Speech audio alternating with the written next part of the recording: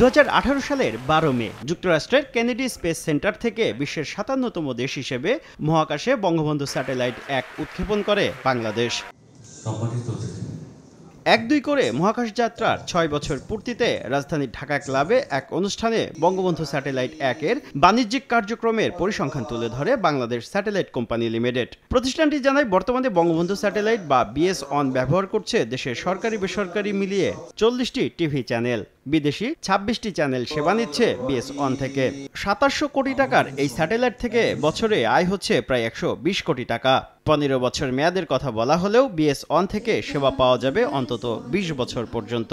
দেশের একমাত্র DTH যেটা বলে আর কি আকাশ সেবা প্রদান করছে। তারপর বঙ্গবন্ধু স্যাটেলাইট 1-এর ভিসেট কানেক্টিভিটির মাধ্যমে বাংলাদেশের অনেক ব্যাংকে ATM বুথকে স্যাটেলাইট সার্ভিস দিচ্ছে।